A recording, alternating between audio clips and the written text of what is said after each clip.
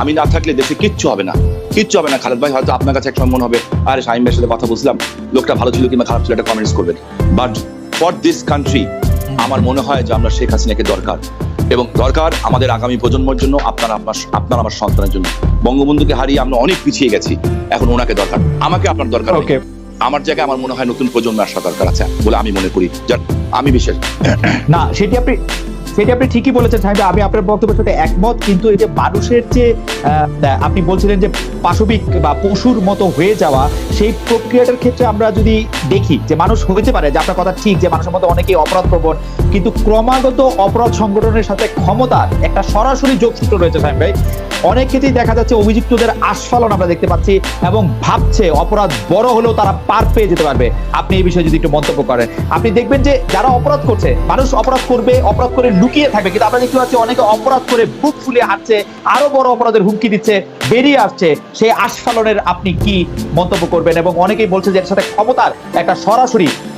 আমি আপনার সাথে একেবারে দ্বিমত করবো না, আমার সেটা বলা হবে আমি তাহলে সমান অপরাধী হয়ে যাব, যে ধর্ষণ করছে তাকে ইনডাইরেক্টলি অর ডাইরেক্টলি আমার সাপোর্ট দেওয়া হবে বলে আমি মনে করি। আর ক্ষমতার দাম্ভিকতা একটা জিনিস, এটা কিন্তু সত্য। আমি একটা জিনিস আপনাকে খুব পরিষ্কারভাবে একটু জানাতে চাই, যে মাননীয় প্রধানমন্ত্রী একটা মেসেজ দিয়েছেন জাতির জনকের কন্যা শেখ হাসিনা। উনি বলেছেন, যেটা আমাদের কাছে বলেছেন কয়েকদিনের মধ্যেই, যেটা বলেছেন খুব পরিষ্কার কথা, আমার ভালো লেগেছে কথাটা, যে যারা অপকর্ম করে, হ্যাঁ, সে যদি সাধারণ মানুষ হয় সে দেশ ও জাতির শত্রু, আর যারা অপকর্ম করে কিংবা আমার দলের নাম ব্যবহার করে সে দেশ এবং জাতির শত্রু, আমার দলের শত্রু এবং আমার ব্যক্তিগত শত্রু। এই কথাটা উনি খুব পরিষ্কারভাবে একটা মেসেজ আমাদেরকে দিয়েছেন। এখন বিষয়টা হচ্ছে যে রাজনীতিটা নাম ব্যবহার যারা করছে, এই কারণে আমরা যারা রাজনীতিটাকে একটা মহৎ কাজ হিসেবে বেছে নিয়েছি, আমরা মনে করেছি এটা মানুষের সেবা করার একটা পন্থা। আমরা যারা রাজনীতিতে এসেছিলাম একটা দাবি নিয়ে এসেছিলাম। আমরা যখন খালেদ ভাই রাজনীতি করতে এসেছি 14 বছর বয়সে 1975 সালের সেপ্টেম্বর মাস থেকে মার খাওয়া শুরু হয়েছে, তখন কিন্তু এই চিন্তা করে আসিনি যে আমরা রাষ্ট্রীয় ক্ষমতা আসবো, এই চিন্তাও করে আমরা আসি নাই যে কিন্তু সাহেব ভাই, আমি একটু সাহেব ভাই আপনাকে, আপনার অনুমতি নিয়ে আমি একটু মাঝখান থেকে আপনাকে থামাই। আপনি কিন্তু বলছেন যে আসলে একটি মেসেজ দেওয়া হয়েছে যে যারা অপরাধ করবে, অপকর্ম করবে, তারা দেশ, জাতি, দল সবাই শত্রু। কিন্তু আপনার কাছে কি মনে হয় যারা এই অপকর্ম করছে, যারা ক্ষমতার পাশে থেকেও সেই দাম্ভিকতা দেখাচ্ছে, আস্ফালন করছে, এবং বিশেষ করে তৃণমূল পর্যায়ে তাদের এই সাহসের উৎসটা তারা কেন মনে করছে তারা অপরাধ করে পার পেয়ে যাবে? এই ব্যাপারটাকে আমি এইভাবে বলি, আমি অ্যাকচুয়ালি খালেদ ভাই গত 20-25 দিন ধরে আমার উপরে খুব ট্রমা গেছে, আমার পুরো পরিবার। তো আমি গত 3-4 দিন ধরেই মিডিয়ার সাথে কথা বলছি, তার আগে আমি কথা বলতেও পারি না। এবং তখন আমি মাননীয় স্বরাষ্ট্রমন্ত্রী সাহেবকে এবং আইজিপি সাহেবকে ফোন করেছিলাম। আমি আপনি যে কথাটা বলেছেন ঠিক একই প্রশ্ন আমি করেছিলাম, যে আমাকে যখন জিজ্ঞেস করা হবে আমার উত্তরটা কি হবে। এবং স্বরাষ্ট্রমন্ত্রী সাহেব এবং আইজিপি সাহেব আমাকে একটা প্রশ্নের উত্তর সরাসরি দিয়েছেন, যে দেখেন, এবং আইজিপি সাহেব খুব সুন্দর করেই দিয়েছেন উত্তরটা, যে উনি একটা কথা বললেন যে শামীম ভাই একটা কথা আমরা বলতে চাই খুব পরিষ্কারভাবে, যে আমাদের বিভাগ আছে কয়েকটি বিভাগ, এবং এর মধ্যে একটা আছে আমাদের নির্বাহী বিভাগ এবং একটা আছে বিচার বিভাগ। আপনি নিজেও বিচার বিভাগের লোক খালেদ ভাই, আপনি ম্যাজিস্ট্রেসি করেছেন, আপনি আইন সম্বন্ধে আমার চেয়ে অনেক বেশি জানেন এবং আমি বুঝেন এবং জ্ঞানও রাখেন, আমি বিশ্বাস করি। সেখানে উনি বলেছেন যে নির্বাহী বিভাগ আমরা যারা আছি, যে এই সময় যারা বিশেষ কিংবা অন্য যেই ঘটনাগুলি রিসেন্টলি ঘটেছে যেগুলি জাতির বিবেককে নাড়াচাড়া দিয়েছে, আপনি একদম সত্য কথা বলেছেন এবং আমি আপনার সাথে সম্পূর্ণ একমত হয়ে বলতে চাই, কিছুটা বিদ্রোহের মতো করে বলতে চাই, এবং আমি কিছুটা ক্ষোভের সাথেও বলতে চাই যে কিছু সংখ্যক মানুষ হয়ে গেছেন এবং তাদের সংখ্যা খুব কম, এবং সমাজের বিভিন্ন স্টেক হোল্ডার তারা আছেন, একদম রাস্তার মস্তান থেকে আরম্ভ করে অনেক উঁচু পর্যায় পর্যন্ত আছেন, যারা এখন মনে করছেন অনিয়মটাকে নিয়মে পরিণত করবেন। আমার মনে হয় যে যারা অনিয়মটাকে নিয়মে পরিণত করতে চান এবং মনে করেন, তারা কোনো না ভাবে হয়তো ওই যে বেগমগঞ্জের দেলোয়ার থেকে শুরু করে এবং ঢাকার অনেক বড় কেউ, তিনি রাজনৈতিকভাবেই হোক কিংবা অরাজনৈতিকভাবেই হোক, ক্ষমতার দাপটের কারণে হয়তোবা কিংবা ক্ষমতাকে ব্যবহার করবেন টাকার জোরে, কালো টাকার জোরে, এই ধরনের মানে সাহস নিয়ে তারা এখন অনিয়মটাকে নিয়মে পরিণত করতে চান। আর যখন তারা চান, তখন আমার মতো যারা রাজনীতি করে এসেছি, আমার বিশ্বাস খালেদ ভাই কিংবা আপনার মতো যারা সৎভাবে সাংবাদিকতা করেছেন এবং করছেন এবং ভবিষ্যতে করবেন, বিশ্বাস আমার মনে হয় আমাদের হৃদয়ে রক্তক্ষরণ হয়। আমার কাছে লজ্জা লাগে, ঘৃণা লাগে। আমি পবিত্র কাবা ছুঁয়ে কসম খেয়েছিলাম আল্লাহর কাছে যে আমি পুনর্বাসন করবো, উচ্ছেদ না। এবং আজকে আমি আপনি করেছেন সাহেব ভাই, কিন্তু আমি আপনাকে কংগ্রেচুলেশন, আমাদের অনেক প্রশ্ন রয়েছে। আমার একটা বড় কৌতূহল আছে যে আপনি কিন্তু এই কথা স্বীকার করেছেন যে বেগমগঞ্জের ওই দেলোয়ার বাহিনীর মতো এবং ঢাকাও এরকম বহু লোক রয়েছে যারা ক্ষমতার কাছাকাছি থাকার জন্য বা ক্ষমতার কথা বলে বা ক্ষমতার দাপট দেখিয়ে তারা বিভিন্ন রকম অন্যায় বা অপকর্ম করছেন। আপনি আপনার যে নেত্রীকে মাতৃতুল্য বলছেন এবং যে নেত্রী আপনার নেত্রী বাংলাদেশের যে কোনো দুর্নীতি, অন্যায়, সন্ত্রাস এবং যে কোনো কিছু আপনার যারা দাবি করেন যে তিনি তা দেখতে পারেন না বা তিনি তা পছন্দ করেন না, এইগুলি তিনি কিভাবে মোকাবেলা করার কথা তিনি ভাবছেন। কিন্তু এবং আমি বারবার বলি যে বাংলাদেশের মতো জায়গায় সরকারি সমর্থন না থাকলে, ক্ষমতার দাপট না থাকলে এই সব অন্যায় পেয়ে পার পাওয়া সম্ভব না। এবং বাংলাদেশের মানুষের মানে আলাদা, বাংলাদেশের ভিতরে আলাদা একটা বাহিনী করে, আলাদা একটা দেশ করে ফেলেছে যেখানে কোনো আইন নাই, কানুন নাই, ব্যাপারগুলি কিন্তু আসলে সেরকমও না। সেই ক্ষেত্রে আপনি এগুলির মধ্যে কি বলবেন যে এর মধ্যে কার সাথে একটা মানে আপনি জানেন যে আমি কি বলতে চাইছি? হ্যাঁ, এবং that's the problem, that is the problem. আমি যদি আমার একটা জিনিস কি খালেদ ভাই, আমি একটা জিনিস মনে করি, প্রত্যেকটা মানুষের একটা নিজস্ব সম্মান আছে। আর আমি রাজনীতি করতে এসেছি, আমি দুনিয়াতে সবচেয়ে বেশি সম্মান করি আমাকে। আমি যদি আমাকে নিজেকেই সম্মান করতে না পারি খালেদ ভাই, আমি আপনাকে কিংবা একটা রাস্তার গরিব মানুষকেই বা কিভাবে সম্মান করবো? যে এই লোকের আত্মসম্মান বোধ নাই, হ্যাঁ, সেই ধরনের কাজ করতে পারে। আর আত্মসম্মান বোধ তার আছে যে নিজে ন্যায় নীতির উপরে থাকে। আমরা যদি ন্যায় নীতির উপরে থাকা, আমি বলি না আমি পারফেক্ট, কিন্তু যারা ন্যায় কিন্তু আত্মসম্মান বোধের ক্ষেত্রে স্বামী ভাই, আত্মসম্মান বোধের ক্ষেত্রে একটি বড় পাহারাদার নাকি এরকম হয়ে উঠেছে যে অনেকে এরকম বলছেন বা কেউ এরকম বলছে যে আপনারা এমপি হয়েছেন পুলিশ বা প্রশাসনের ভিজিলেন্সে, বা কেউ যদি বলেন অনুগ্রহে, বা কেউ বলেন যে তৎপরতায়, সেই জন্যই তাদের আপনাদের প্রতি শ্রদ্ধা কম। এখানে বিভিন্ন মানুষ এখন দেখেন বিভিন্নভাবে বিশ্লেষণ করবেন। যিনি পেয়েছেন তিনি একভাবে বিশ্লেষণ করবেন, যিনি পান নাই তিনি একভাবে বিশ্লেষণ করবেন। ঠিক আছে, একজন সমুদ্রের মধ্যে যখন নৌকাটা ঢেউয়ের তালে পড়ে, তখন ওই সমুদ্রের মাঝি বুঝে যে কিভাবে তাকে নৌকাটাকে সাম্পানটাকে পাড়ে ভিড়াতে হবে।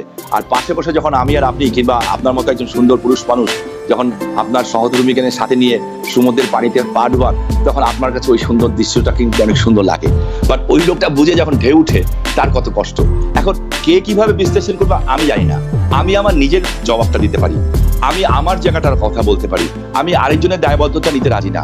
আমি একজনের কথা বলতে পারি যে আমি না সাহেব, আমি বুঝতে পারছি, কিন্তু এই কথা সত্য যে নারায়ণগঞ্জে অনেক কিছু হয়েছে, কিন্তু নারায়ণগঞ্জে যে আরো অনেক কিছু গত 10 বছরে যেগুলি হয়েছে সেগুলির ক্ষেত্রেও কি লোকে আপনাকে মনে করবে কিনা? নারায়ণগঞ্জের 7 খুনের কথা, নারায়ণগঞ্জের মধ্যে যদি আমি বলি যে সর্বশেষ যদি আমি বলি যে মসজিদে একটি ত্রুটিপূর্ণ গ্যাস লাইনের জন্য কতজন মানুষকে আসলে মরে যেতে হলো। আমরা যদি নারায়ণগঞ্জের হকার ওকে যে নারায়ণগঞ্জে যতগুলি ঘটনা ঘটেছে, বা নারায়ণগঞ্জে এক সময় খুব বেশি দিন আগে না, 3-4 বছর আগেও এখনো কিছুটা আছে যে মাদকের একটি অবাধ হোলসেল মার্কেটে পরিণত হলো নারায়ণগঞ্জ।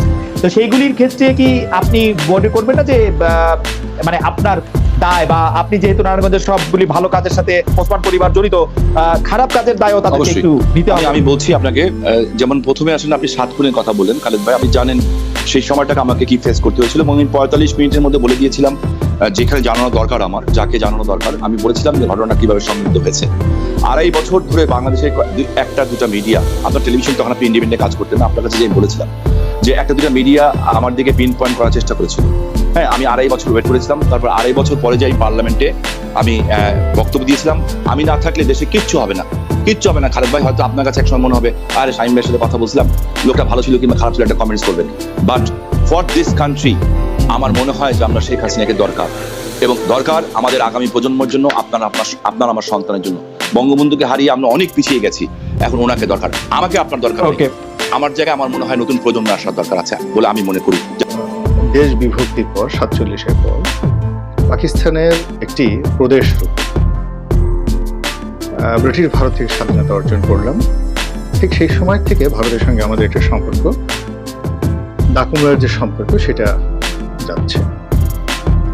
তারপর যখন স্বাধীন হলাম, পরিপূর্ণভাবে স্বাধীন হলাম, স্বতন্ত্র এবং সার্বভৌম রূপে, তখন থেকেও তাদের সঙ্গে আমাদের একটা জটিল সম্পর্ক যাচ্ছে। কখনো ভালো, কখনো মন্দ, কখনো দা, কখনো কুমড়া, কখনো বড় ভাই, কখনো স্বামী, নানা উপাধিতে আমরা ভারতের যে সাম্রাজ্যবাদ, সেই সাম্রাজ্যবাদী যে মনোভাব, তার বিরুদ্ধে প্রতিবাদ করেছি। ভারতের যে সাহিত্য এবং সংস্কৃতির যে বিপ্লব, সেটার বিরুদ্ধে যুদ্ধ করেছি। এবং তাদের যে দৃষ্টিভঙ্গি, তার বিরুদ্ধে কিন্তু আমরা রুখে দাঁড়িয়েছি। কিন্তু অবাক করার ব্যাপার হলো যে হাজার বছরের ইতিহাসে জনগণ ভারতকে যেভাবেই ঘৃণা করুক না কেন, কিন্তু যারাই শাসন ক্ষমতায় বসেছে, সিংহাসনে বসেছে, তারাই দিল্লির তখত বা দিল্লির যে সিংহাসন, সেই সিংহাসনের প্রতি আনুগত্য প্রকাশ করার চেষ্টা করেছে। এবং এক্ষেত্রে আমরা যারা সাধারণ জনগণ, আমরা সবসময় কিন্তু প্রতারিত হয়েছি।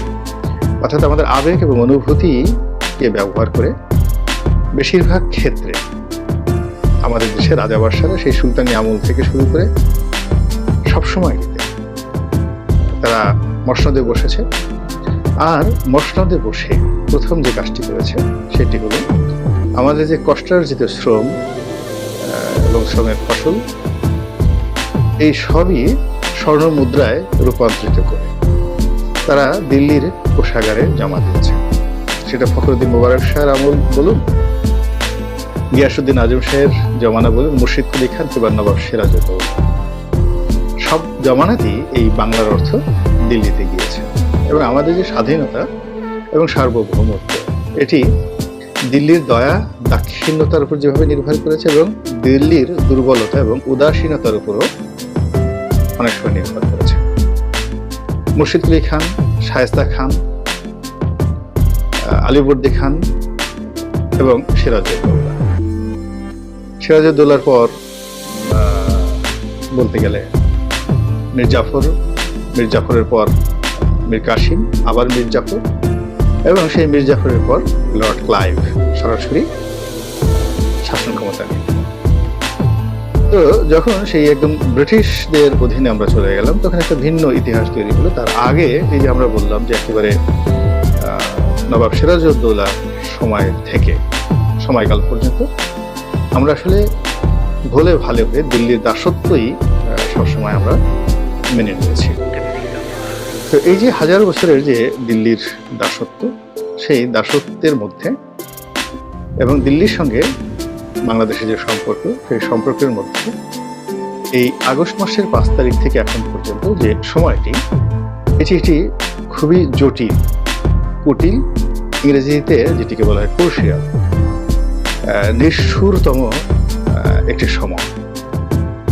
এবং আপনারা জানেন যে জটিল, কুটিল এবং নিষ্ঠুর সময়ের অনেক পার্থক্য আছে। জটিল এবং কুটিল সময়ের যে পরিণতি, সেই পরিণতিটা অনেক সময় ভালো হয়, কখনো মন্দ হয়, কিন্তু নিষ্ঠুর যে সময়, সেই নিষ্ঠুর সময়ের পরিণতিটা সবসময় রক্তাক্ত হয়। শেখ হাসিনা আমাদের জীবনটিকে নিষ্ঠুর করে দিয়েছিলেন, সময়টিকে নিষ্ঠুর করে দিয়েছিলেন। সে আয়নাঘরের মাধ্যমে, বুলেটের মাধ্যমে, গণমাধ্যমের যাকে বলে স্বাধীনতা হরণের মাধ্যমে, বিভিন্ন কালাকানুনের মাধ্যমে তার সেই যে নিষ্ঠুরতা এবং তিনি সময়কে যেভাবে নিষ্ঠুর করে দিয়েছিলেন, তার প্রেক্ষিতে এখন যে একটা রক্তাক্ত ঘটনা ঘটলো বাংলাদেশে, এবং তার প্রেক্ষিতে সবচেয়ে বেশি ক্ষতিগ্রস্ত হয়েছেন তিনি এবং তার ভালোবাসার মানুষেরা, তারা সবাই। তো এই নিষ্ঠুর যে কর্মকাণ্ড এবং নিষ্ঠুর যে সময়, ওটি নিষ্পত্তি হয়, এটি আরো বেড়ে গিয়েছে। ভারতের সঙ্গে আমাদের এখনকার যে সম্পর্ক, এটি কোনো কূটনৈতিক জটিলতা নয়, কূটনৈতিক সমস্যা নয়, এটি বলতে গেলে একটা নিষ্ঠুর সমস্যায় পরিণত হয়ে গিয়েছে। বাংলাদেশের যারা কর্তা ব্যক্তি এই মুহূর্তে রয়েছেন, তারা প্রাণান্ত চেষ্টা করছেন তম্বি দিয়ে কথাবার্তা বলে ভারতকে এক হাত নেওয়ার জন্য। কিন্তু বাস্তবে আমরা কি ভারতের যে আগ্রাসন, অর্থনৈতিক আগ্রাসন, সামরিক আগ্রাসন, ভারতের যে সক্ষমতা রয়েছে, সেটির মোকাবেলা করার মতো আমাদের সামরিক শক্তি আছে, গণতান্ত্রিক শক্তি আছে, কিংবা আমরা এই সরকারের অধীনে একটি সম্মিলিত, যেটিকে বলা হয় বিপ্লবের মাধ্যমে আমরা ভারতীয় বাহিনীর বিরুদ্ধে দাঁড়াতে পারবো, এই অবস্থাতে আমরা আছি কিনা, বা আমাদের মধ্যে এই মুহূর্তে ওইরকম কোনো নেতৃত্ব রয়েছে কিনা, যে নেতৃত্ব দিয়ে আমরা ভারতের যে আগ্রাসন, সেই আগ্রাসন বন্ধ করে দিতে পারি।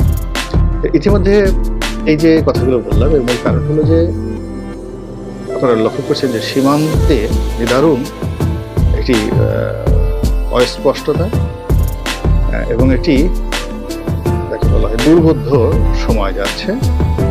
সীমান্তের ওপারে এমন কিছু ঘটনা ঘটছে ভারতীয় ভূখণ্ডে, যেগুলো ভারতও ঘটাতে পারে, ইচ্ছে করে ভারত ঘটাতে পারে। বাংলাদেশের যে কোনো একটা বিষয়ে তারা ইন্টারভেন করার জন্য, নাক গলানোর জন্য তারা ওসিলা খুঁজতে পারে। এই যে মণিপুরে যে সাম্প্রতিক সময় সন্ত্রাস হলো, সেখানে কুকি বিদ্রোহীরা যেভাবে সাবেক একজন যাকে বলা হয় মুখ্যমন্ত্রীর বাড়িতে আক্রমণ চালালো, যেভাবে গ্রেনেড ব্যবহার করলো, যেভাবে তারা ড্রোন ব্যবহার করলো, এবং যেভাবে আরো ভারী ভারী যুদ্ধাস্ত্র যেগুলো সাধারণত আফগানিস্তানে ব্যবহার করা হয়, তালেবানরা ব্যবহার করেছে, তো সেইগুলো মানে যেগুলোকে রকেট লঞ্চার বলা হয়। তো সেই রকেট লঞ্চার ব্যবহার করার যে ঘটনা, ভারতীয় সেই বিদ্রোহীদের মধ্যে এটা নজিরবিহীন ঘটনা।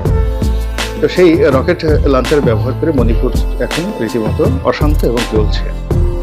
এবং এই ঘটনা যখন মণিপুরে ঘটল, তার কয়েকদিন আগে আমরা ভারতের প্রতিরক্ষা মন্ত্রী রাজনাথ সিং তার একটি বক্তব্য, যে বক্তব্য তিনি বাংলাদেশকে ইন্ডিকেট করে ভারতীয় সেনাবাহিনীকে যুদ্ধের প্রস্তুতি নেওয়ার জন্য তিনি নির্দেশ দিয়েছেন। সরাসরি বাংলাদেশকে তিনি বলেননি, কিন্তু তিনি যেভাবে ইন্ডিকেট করেছেন তাতে স্পষ্টতই যে বাংলাদেশের সঙ্গে একটি যুদ্ধাবস্থা যদি তৈরি হয়ে যায়, সেক্ষেত্রে ভারতীয় বাহিনীকে তিনি যুদ্ধের প্রস্তুতি নেওয়ার জন্য নির্দেশ দিয়েছেন। তো এটি ভারতের পত্রপত্রিকায় খুবই গুরুত্ব সহকারে ছাপা হয়েছে, এবং ভারত সংশ্লিষ্ট যে সকল ডিপ্লোম্যাটিক জোন রয়েছে সারা ওয়ার্ল্ডে ভারতের সাথে ইন্টারকানেক্টেড, সেটা মার্কিন বলেন, পশ্চিমা দুনিয়া বলেন, রাশিয়া বলেন, সব জায়গাতেই কিন্তু ঠিক এই যে রাজনাথ সিং এর যে নির্দেশনা, সামরিক বাহিনীকে যুদ্ধের প্রস্তুতিমূলক নির্দেশনা, প্রস্তুত হও, it's not a political dialogue, it's a command, প্রতিরক্ষা মন্ত্রীর পক্ষ থেকে কমান্ড। এটা যদি মমতা ব্যানার্জি বলতেন, ইভেন কোনো সংসদীয় কমিটিতে বা কোনো রাজনীতির ময়দানে যদি নরেন্দ্র মোদীও বলতেন, সেটাকে পলিটিক্যাল বক্তব্য মনে করা হতো। কিন্তু যখন সেনাবাহিনীর সঙ্গে বৈঠকে, ভারতীয় ইন্ডিয়ান আর্মির সঙ্গে বৈঠকে যখন তাদেরই প্রতিরক্ষা মন্ত্রী রাজনাথ সিং যখন এরকম একটা নির্দেশনা দেন, ইটস অ্যান অফিসিয়াল অর্ডার, এবং অলরেডি সেই অর্ডার অনুযায়ী কিন্তু আমাদের যে সীমান্ত সংলগ্ন যে সকল রাজ্য রয়েছে, সেখানে যে মিলিটারি বেজগুলো রয়েছে, সেই মিলিটারি বেজে রেড অ্যালার্ট জারি করা হয়েছে। এবং এই রেড অ্যালার্টের প্রেক্ষিতে হতে পারে, নাও হতে পারে, অন্য কোনো কারণ হতে পারে, কিন্তু আমেরিকাও বাংলাদেশকে লাল তালিকাভুক্ত করেছে। It's a dangerous thing. Doctor Mohammad ইউনূসের সঙ্গে আমেরিকার সম্পর্ক, দহরম মহরম ইত্যাদি আমরা অনেক কিছু জানি, এবং আমরা শুনি, এবং আমরা স্বপ্নও দেখি। আমাদের দেশের মানুষ বেশিরভাগই কল্পনা করতে পছন্দ করে, স্বপ্ন দেখতে পছন্দ করে, এবং মানুষদের মধ্যে কিন্তু ইতিবাচক চিন্তা ভাবনাই বেশি। তো ডক্টর ইউনূসকে নিয়ে আমাদের যে স্বপ্ন, সেই স্বপ্নের উপর আমেরিকার যে লাল তালিকা, সেই লাল তালিকাটি এই মুহূর্তে অনেকটা চপে দেখা। এরপর আমাদের স্বপ্নের মধ্যে আরও যে জিনিসগুলো হচ্ছে, সেটা হলো আমরা পারলে কালকেই তিস্তা নদীর যে ভাটি, সেই ভাটিতে আমরা বাঁধ নির্মাণ করে ফেলি। আমরা পারলে এখনই ডক্টর ইউনূসকে প্রধান সেনাপতি করে আমরা সেই নরেন্দ্র মোদীর বিরুদ্ধে সেই কূটনৈতিক যুদ্ধ আরম্ভ করে আজকেই আমরা আমাদের পানির তিস্তার যে ন্যায্য হিস্সা, সেটা আমরা আদায় করে নিয়ে আসি। আমাদের মধ্যে এমন একটা ভাব চলে এসেছে, অনেক বিশেষ করে তরুণ তুর্কি যারা, তারা ডক্টর মোহাম্মদ ইউনূসের বিভিন্ন বক্তব্য হয়তো তিনি বলেছেন, হয়তো তিনি বলেননি, সেগুলো নিয়ে আমরা খুব উৎসাহিত। যেমন আমাদের স্বরাষ্ট্র উপদেষ্টা তিনি বলেছেন যে সীমান্তে পিঠ দেখানো চলবে না বিজেপিকে, এবং পিঠ দেখানো মানে কি, বুক দেখাতে হবে, তাদের সঙ্গে যুদ্ধ করতে হবে। এই কথা এখানে তরুণ তুর্কিদের শরীর এবং মনে অনেকটা আগুন ঢেলে দিয়েছে। এরপর ভারতের যে পিটিআইয়ের সঙ্গে যে সাক্ষাৎকার ডক্টর মোহাম্মদ ইউনূসের, এবং সেই সাক্ষাৎকারে তিনি শেখ হাসিনা নিয়ে যে সকল কথা বলেছেন, ভারতকে ইঙ্গিত করে যে সকল কথা বলেছেন, সেটা ভারতে খুবই নেতিবাচক প্রতিক্রিয়া তৈরি করেছে বটে, কিন্তু আমাদের দেশে যারা তরুণ তুর্কি, তাদের মধ্যে ভীষণ রকমের একটা